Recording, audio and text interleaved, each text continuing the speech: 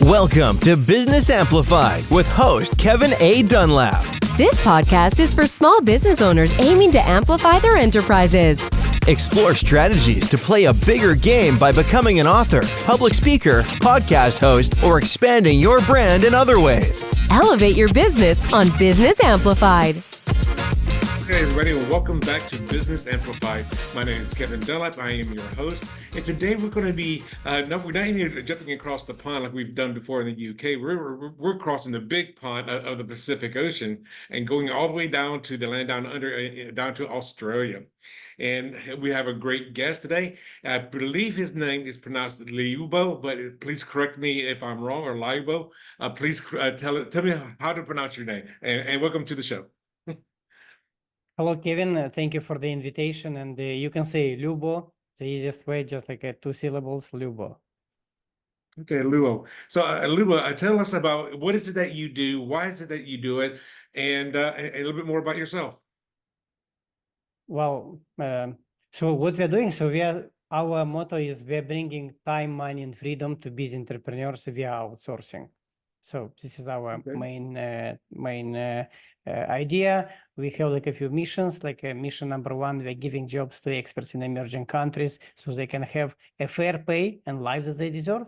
And second mission, so we are really getting in, exciting when busy entrepreneurs, whatever in Australia, in the United States or in UK, when they're spending time with family and friends instead of doing the routine, or maybe they're doing some trainings with you, or like doing some strategical business things while the other routine stuff is done by virtual assistants and remote experts. Okay. And are your VAs outside of in Australia, or are they in other countries? All the remote experts are based all around the world. So it's, of course, not in Australia. So because we are trying to bring cost-saving solutions. So, to hire someone in Australia or in the United States right now, it's quite expensive. And there is like a talent shortage. And you may, again, especially like new business entrepreneurs, they may not have enough funds because they need to spend money, this and that. And this is where we are offering remote experts that are based all around the world. A lot of them are based in the Philippines, but we have experts in Malaysia, Indonesia, Pakistan, Bangladesh, Colombia, so Ukraine, so all around the world. And what kind of work do your people do? I mean, if somebody is growing their business, they don't have enough money to hire and employ a full-time or even a part-time employee. So what kind of services do you do with your remote staffing?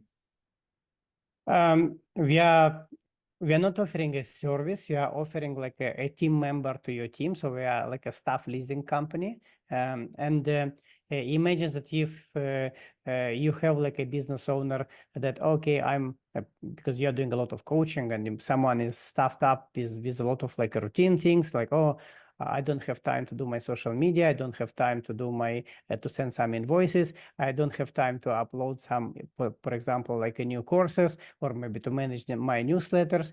So this is the type of general virtual admin that could support a busy entrepreneur in doing a lot of those type of routines, like, for example, edit podcasts, like doing some kind of social media posts, or manage the contacts database, or maybe after an exhibition or after an event to add all those email addresses and in the contact list that you might have, or like business owner might have in a CRM. Again, doing some calls. So this is like just a general admin. But we have some entrepreneurs that they are my business is B2B. I need to have a sales rep, like a phone sales rep. So this is what we are providing, sales reps. Like, so if a company is selling some different I think sustainability improvements, additions to printers, and they need to sell to different printer owners. Or we have a company that is selling packaging material, so they just have like a salesperson that is calling on database, and they're offering a more sustainable packaging solution for online retailers that may use those type of packaging. So sales reps, accountants, graphic designers, video editors, audio editors. A company came to us and said, well, I need to have a fraud prevention specialist, because they're doing a lot of like online transactions with a lot of sales with using like a client's credit cards, and we found an expert that is able to monitor and prevent those frauds and potential leakage. So it's so I'll put like this, well, like if an expert exists in Australia or an expert exists in the US, we will find a similar type of expert with similar type of skills, but most probably like it will be based overseas and will cost to business owners only 1/3 of the labor costs to hire in the United States or in Australia or in the UK. Now, I'm just out of curiosity, is it these people, these sales reps that work for through your company? Is there much of a learning curve for them to learn how? Let's say if I had a computer software business, for those sales rep to understand how our business works in order so that they can actually answer those questions or even handle objections. Kevin, it's a good question. I think the cold calling industry exists for probably plenty of years nowadays. I mean, I used to manage like a big call centers with 700 people in Ukraine. Like we have like 400 people in Kazakhstan, in Russia, then after that in the Philippines, in Malaysia. So usually this type of business that is selling some kind of IT service, for example, you have internal scripts. So you have like a type of questions, type of responses, probably like a product overview, where again, imagine that you need to hire someone based in Denver, and because not necessarily need to be in your city, but could be based in Cincinnati, whatever. So then you'll have like you need to learn this type of products that we are selling. This is the main description, and then you create those scripts that are popping up on the screen depending on the questions or like a main question. And as I'm saying, like if someone in the United States can learn how to answer to those objections and probably to do those type of phone sales, then we'll have like someone that will be doing absolutely the same, but will be based in Manila or in Colombia or in Bogota, for example. So like doing like the same things. Like what I think it's probably more important that is just to have like a sales rep, like to stay on the phone, or maybe like a customer service representative, like or customer service agents. It's not like a fancy specialty, you know, like or in Australia or in the United States, or you know, people just like getting this type of job. Maybe oh, let me start with this one, and then I'll get like something else. So they're probably not very proud of this. But those experts that we are offering this type of job from overseas, they actually they love, they have a different mentality. We are giving them a job opportunity, and ultimately the attitude and the outcome, it's much better than we found from some local hires. Okay, and I know I've used virtual assistants in the past, like before 2019. So I was used, so I'm kind of familiar with that, with that kind of stuff. And one of the things that I guess it was I had to wrap my head around is that the person that's doing the work, if they're going to be working with somebody in the United States, and even though he or she could be living in the Philippines, they have to work United States hours. So they have to be viable at that, whatever that time difference is. So they may it could be like 8 o'clock in the morning or 9 o'clock in the morning my time to 9 to 5. But for them, it could be like 3 o'clock in the morning until 11 o'clock in the late morning. Is that typically true? Kevin, you're absolutely right that again, like it's so we have like nowadays with the globalization, actually, I think all the borders are removed in one sense, and yes, you're right. So they need to work, for example, night hours. But I will say this industry, it's not a new one. So you're using from 2019, but the first company that came to the Philippines, it was like Accenture, and they came in. It was 32 years ago. And Amazon is using, and JP Morgan is using, and you have many financial corporations that used to offer their financial service when they used to have like those big call centers, big hubs with thousands of people in the Philippines. So again, like before it was like to establish such kind of hub like 20, 30 years ago, it was you need to implement a lot of like IT technology. You need to have those like probably like 1,000 of different phone lines to be able to do those connection and to do like dialing. It was just the beginning of the era of computers when nowadays those borders are erased again, and the entry ticket or the cost to enter in such kind of opportunity is much lower because we have like a Skype, we have Zoom, we have different type of connection. So if we have then just not only IP telephony, so there is a lot of different tools with auto dialers like that are dialing to different numbers.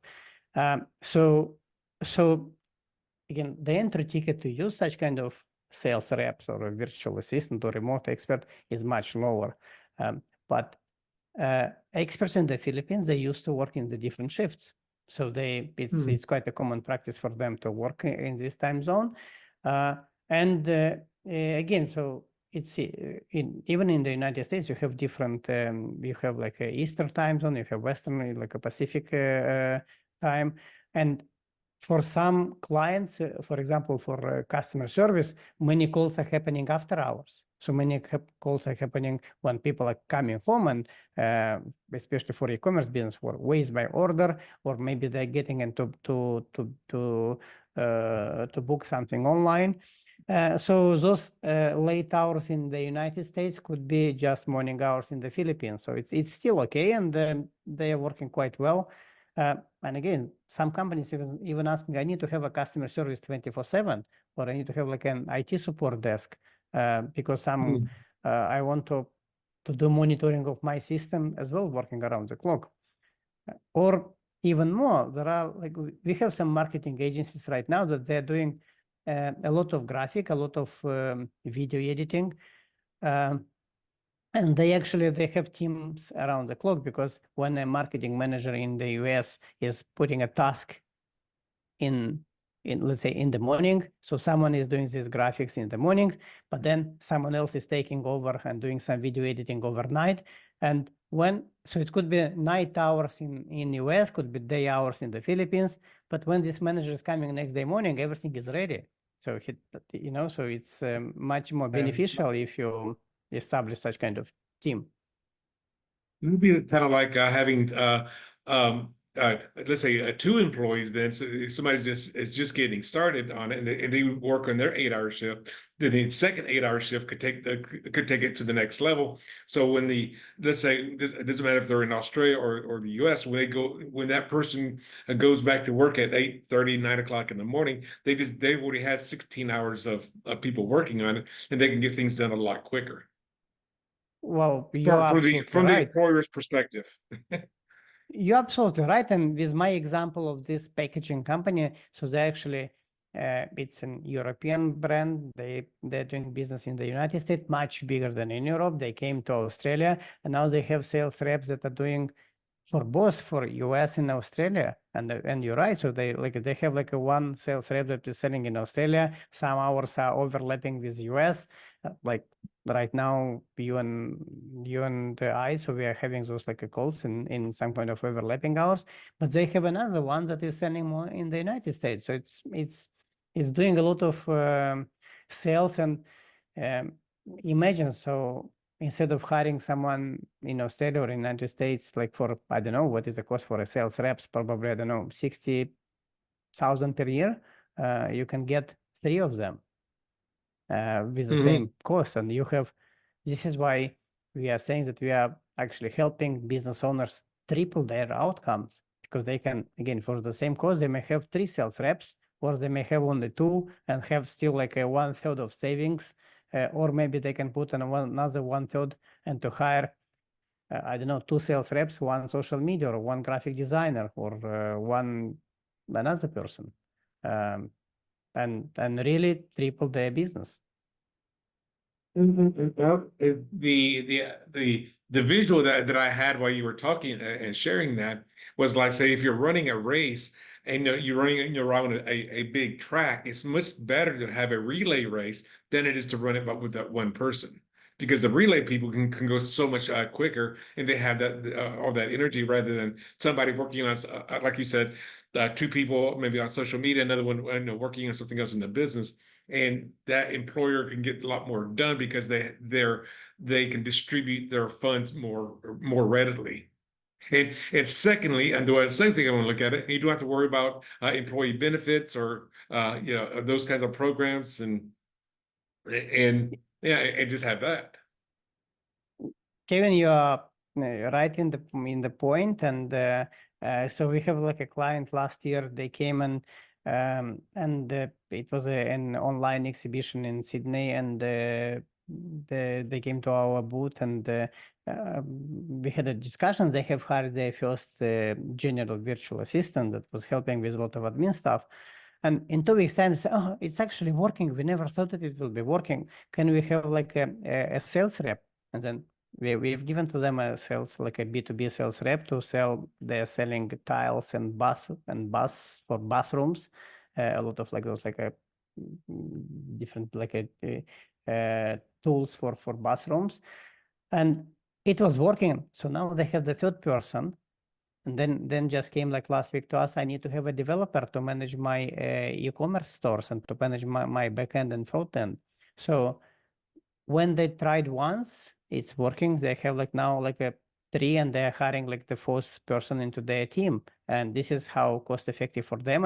And again, they are recognizing that there is like a labor shortage in Australia. You don't have like a developers, or you need to pay for a developer, I don't know, 100,000+. So it's you're not able to afford to pay such kind of money.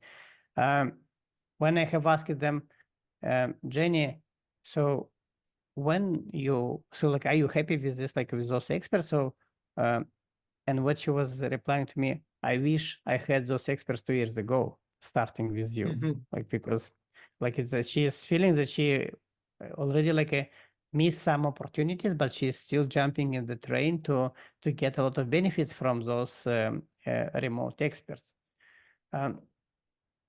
The points that you have touched regarding managing them, so of course we are hiring those experts on our books on behalf of our clients, and it's our full responsibility to take care about all the labor regulations in every country, to have the proper contractual agreements, to pay all the sick leaves, annual leaves, and all the benefits according to the local legislation. So business owners do not have this responsibility. Plus, if someone needs to scale up or maybe scale down, so we will take care about scaling down. We will take care about maybe offering another job to those experts. So they should not be taking care about any redundancy, because we are taking this under our management and responsibility. Yeah, so we are making the life of a busy entrepreneur like a easier, better, so he can focus on strategies and how to grow their business, while we will try to provide some tools or cost-effective experts that can support that growth. And another thing I'm kind of that I was thinking about is, I heard this from a mentor more than like 10 or even 15 years ago. And one of the things he said to the class is, what is your value, your dollar per hour value? Like, do you charge $10 an hour? Do you charge $100 an hour? Whatever that is. And then his next thing was how much, it just talks about somebody that's going to do a sales letter. Somebody's going to create a sales letter. Said, how much would you pay for somebody doing that? And he goes, well, I'll pay $20 an hour for that. I go, okay, then why are you doing it? If your fee is $100 per hour, why are you doing things that are under $100 an hour? You should only be doing things at $100 an hour or more. And then you offset those lower costs to somebody else. And of course, if you're going through, let's say, a virtual assistant or a remote staff worker, it's even going to be a lot cheaper. It's not like you're hiring that $20 an hour person. I don't know what your fee your fees are, but it's going to be a lot cheaper by going remotely.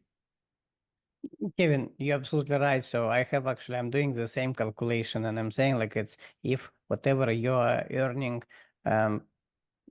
just as an example, let's say you can earn like I don't know, as a business owner, like $800 per hour or per day. It means that your cost per hour is $100. Then why you are spending your time doing like a $10 or $20 tasks instead of because but if you're doing like in a different way, that actually you're spending only 2 or 3 hours per day when you're meeting with a client, or you're doing maybe the last sales pitch, if you depending of your business, or you're thinking about how to grow a business strategically. So if you think that the most effective hours that an entrepreneur is spending is like maybe 2-3 hours per day, when those hours are bringing money into the company, and another 3 to 5 hours probably when he's just doing some tasks that could be definitely given away.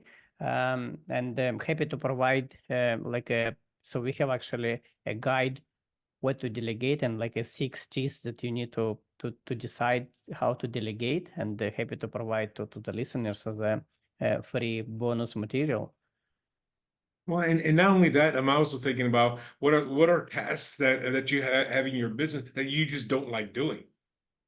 Like say lead generation or something along those lines, like your social media postings or whatever you may not be good at as well. And that's where a remote worker can and probably should come in. Kevin, you are again right in the point. So we are thinking what you like a tedious things that you probably, or time consuming things that is because you're just doing something because you used to do. And I'm probably mentioned already several times that I'm again, English is not my first English, not my second language, and I actually hated to write essays when I was in my primary and high school. So I'm not a writer. So how can I write the right social media? How can I write the right blogs? It's my wording is not coming in the right sentence. So this is why I need to do this. So I'm spending and I'm getting frustrated because I'm not getting the right result, even using ChatGPT or whatever different AI tools. So this is where you can give away to someone like podcast editing. I'm having my own, that I have my own podcast, and I have a editor that is doing my podcast. I have someone that is doing audio editing, that is creating all the messages and contacting my guests. I have someone else that is doing my sales and doing a cold outbound outreach, because even there are right now different tools like software to send emails in bulk, or to manage your different profiles, but you need to have a person to manage a bit of those AI tools or to work with them collaboratively. And that is so true, because so many entrepreneurs, especially if they're just starting out, wear so many hats. And you're not going to be an expert at most of the things that you're going to be doing in your business. So that's when, assuming, well, and even looking at it this way, if you got somebody else doing that stuff for you, your social media, your sales calls and whatever, and you take that off your plate. Now maybe you're paying them, let's just say $15 an hour, but you say your fee's $100 per hour, and you've got more people coming in. Well, that more than offsets the cost for that employee. Look, you're absolutely right, and I'll take maybe the same example with this packaging company, because what they're doing right now, because they came from Hungary themselves, and so for immigrants anyway, from moving from Hungary, from Hungarian to English, your English is not the perfect one to do the sales pitches. So they're experts in packaging. They're not experts in selling, and they're not experts in social media for English thinking people. So again, this is where I think that after the sales reps, they're going to hire someone to manage their newsletters and social media with their clientele. So it's you're not able to do everything in your business. And I think this is probably one of the trap for many entrepreneurs. They're saying, well, I'm starting my business. Why? Because I don't want to work like 9 to 5 or 9 to 6. I want to be my own boss. But when you're actually moving from another company, you know that someone is doing finance in that company, someone is doing marketing, someone is doing sales, someone is doing whatever, like a product development or R&D. And you start your own business and you're trying to do everything yourself. And then this is where many entrepreneurs are stuck when they're not moving ahead, because again, like I think coming back to your example, so you are exchanging your time for money, but you're not doing this efficiently because you're doing like a lower fruit task with your time instead of like focusing in something strategical. Now, have you ever read the book called E-Myth Revisited? Most people just call it E-Myth by Michael Gerber. Not really. Give me a link and I love reading, but maybe not that one. So I'd love to. Well, the E-Myth Revisited, I remember when I first read that book, and I'm going to just give it to you in a nutshell because it's right up your alley. And E-Myth Revisited, E stands for entrepreneur, not electronics. So it's not like email, it's E-Myth, the entrepreneur myth. And what it basically said is if you're working for a company, let's say, and in the book, they use the example of a baker. So it doesn't really matter what it is. Let's say you are great at you're a great accountant, you're a great, financier, human resources, you're great at what you do. And basically what the book says is that a business is broken down into three people or three levels of people. There's the investor, the investor, which is innovative, or the entrepreneur, which is looking forward. There is the manager, who's the one that manages the regular people, and then there's the technicians. So you're great at what you do. You're a great technician. You're the best baker around. And then the book basically said, now you're going to start your own business because you're that great baker. I'm going to start my own bakery business. And the book basically said, like, the chances of your success that when you are the expert is much lower than it was if you were not the expert. And I remember reading that book. It's like, I'm the expert, because I'm the expert of what I do, my chances of success is much, much lower. And the answer to that is yes. And here's why. It's because you don't know, you're the technician. You don't know how to be a manager. You don't know how to be the entrepreneur. You don't know all the days in and day. Yeah, you're great at baking recipes and doing pizzas or cakes or whatever it is that you're baking, but you don't know how to manage people. You don't know how to run a business. You don't know about forms and all that stuff. That is because a technician that starts their own business in a technician field is going to be very limited. So it's kind of like what you were just saying right there. So, hey, if you're starting a business and you are falling into that category, you don't have all these other roles. But the thing is, you're trying to wear the hat of the HR person. You're trying to wear the hat of the sales rep. You're trying to wear the hat of all that management. And the thing is, you've got to get out of your own way. Look, I am 100% with you, and I understand this. Like, it's a really great examples where people should be doing. Again, like I used to work in Mars, and in Mars they're saying like they're producing chocolates, they're producing pet food, and they are hiring someone to do the marketing for them. I mean, as a marketing manager, or someone to do the sales for them. So because they're doing but it's the principles. So you need to be doing only those things where you're the best, where you're different from someone else. And we have some coaches that I'm really working really well with some business coaches and business consultants, because when they're consulting some other business owners, they're finding, oh, this person is actually spending time not wise, or he's doing a lot of things that he shouldn't be doing. And even if he is probably like an expert. So like a coach came to me and he said like, I have a landscaper that is actually have like a poor work and life balance, because when he is doing his work, he's wearing noise cancellation devices when he's streaming or cutting something. So he's not able to pick up the phone to answer to the calls. And or maybe like as a house owner, you're not happy if like you have a gardener or landscaper like talking on the phone while he's working in your garden. So again, so this is not like his principles. Then he's trying to call after hours and he's finding, oh, this job is given to someone else. So he's missing jobs. He's coming home, he's doing a lot of admin, trying to send invoices, trying to say after the job done, or sending invoices in at 5 o'clock in the morning because he need to leave at 6. So he's not spending time with kids. His wife is not happy. He's not happy. A bit of frustration is happening. So the coach is coming to us and say, can you help? And we provide a remote virtual assistant that is all the phone are redirected to the Philippines, to her number. So she's replying to all the calls. She's doing bookings. Okay, Kevin, do you need to have your landscaping done? Okay, we have like only next week, like a Tuesday, for example, if it is a full day job. If you need 3 days job, it will be only the week after. She's looking on the map, Google Map, defining the distance. So she's measuring if you can do 2 jobs per day. She's sending like a quote, preliminary quote.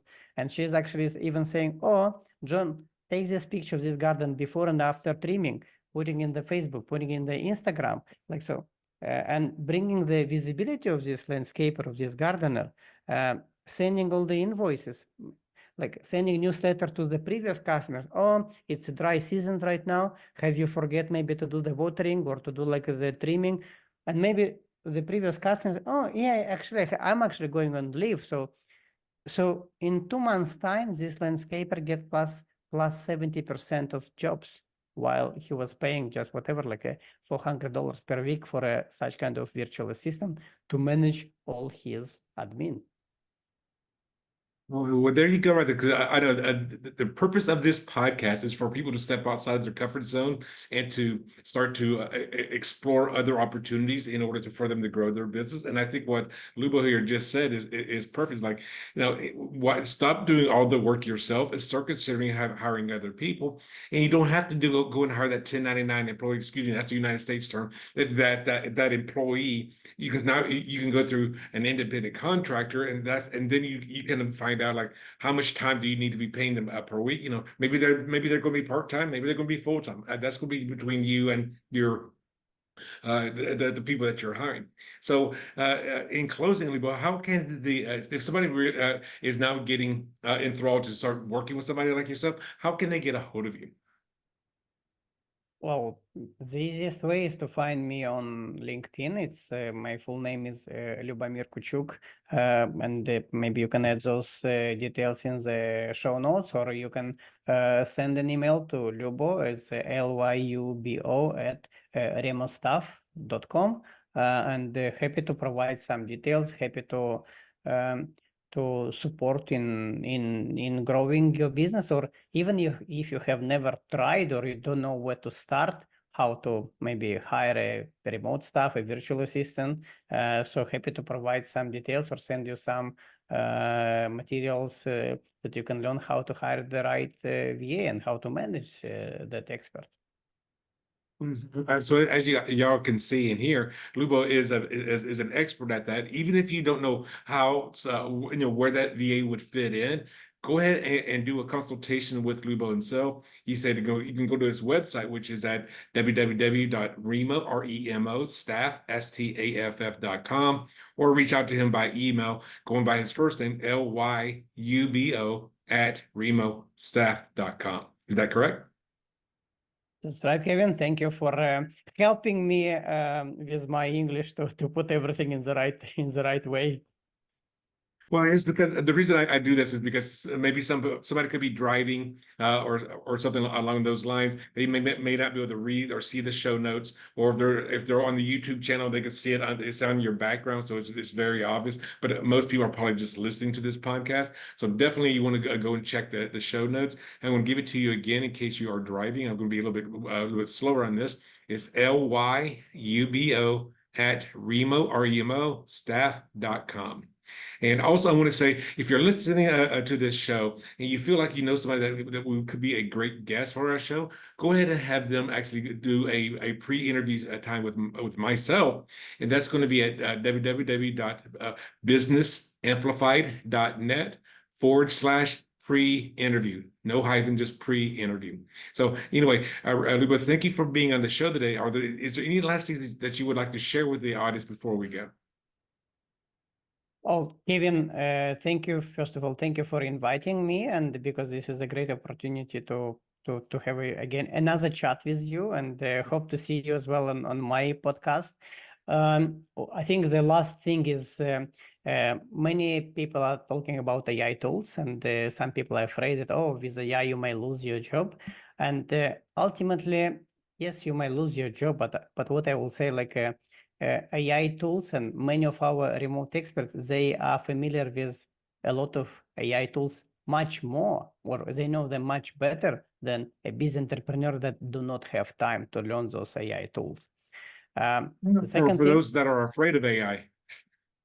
yeah, well, yeah, so it's again, there are a lot of AI tools, and those like our remote experts, they know of them. They know how to do like a smart video editing, or to do like even like a great post. And probably the last thing is, so we are moving into the next industrial revolution with artificial intelligence. And outsourcing is used by big companies for many, many years. And you need to think that AI and industrialization, it's a threat for your business. So if you might not embrace AI, or you might not get like someone to help your business, this is probably could be like a threat for your business, or you can take it and you can actually succeed. You can triple your business. That's all, Kevin. Well, thank you for having me. It's been my pleasure. Everybody, I thank you again for being on the show, and for the rest of you guys out there, until next time, be amazing. Thank you.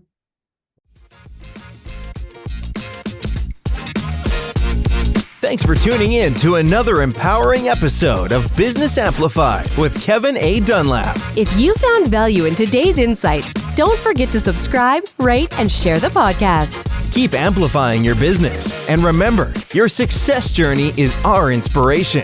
Until next time on Business Amplified, go out there and make your business thrive.